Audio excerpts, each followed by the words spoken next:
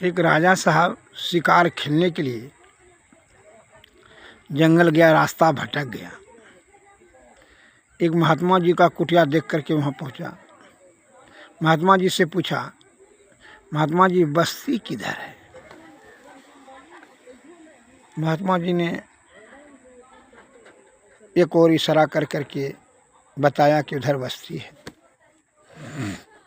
वहाँ राजा साहब घोड़ा लेकर के गया उधर, तो वहाँ देखा कि उसका स्मशान घाट था, कहीं मुर्दा जल रहा था और कहीं खोपड़ी, कहीं धड़ इधर उधर बिखरा पड़ा था। तो स्मशान घाट देख करके राजा साहब मन में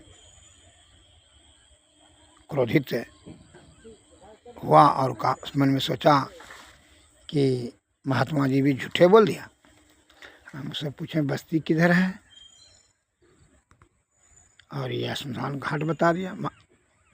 राजा साहब फिर वहाँ लौट करके महात्मा जी कुटिया पर आया और महात्मा जी से कहा कि महात्मा जी आप भी झूठे बोलते हैं, महात्मा होकर के। आप को हम पूछें बस्ती किधर है तो आप उधर स्मशान घाट बता दिए, उधर तो स्मशान घाट है। तो कहा राजा साहब बस्ती का अर्थ क्या होता है? वास करना, जहाँ की अस्थाई वास हो। ये शरीर का अस्थाई वास कहाँ है?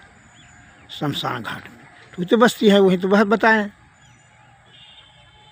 तो गांव गिराम ही तो आपको पूछना नहीं चाहिए कि धर्मशाला किधर है, तब ना हम बतावें कि गांव ग्राम इधर है। तो जाइए है उधर है, दक्षिण की तरफ। तो अभी राजा होकर कितना नहीं समझ सकते हैं कि बस्ती का मतलब होता है वास करना। यह गांव में तो आप धर्मशाला कहिए, वहाँ चंद दिन रहना है और फिर जो है अस्थाई शमशान घाट में ये शरीर को जल करके वहीं अस्थाई रहना है। इसलिए इसको बस्ती कहा जाता है, जहाँ वास किया जाता है। और जो ठहरता है उसको धर्मशाला कहा जाता है। इस प्रकार से राजा साहब ने कहा, महात्मा जी ने सही आपका कहना, क्योंकि आप या कोई भी मरेगा तो शमशान घाट में ही अस्थाई निवास उसका होगा, इसलिए उसको बस्ती कहा जाता है। राजा साहब को आत्मा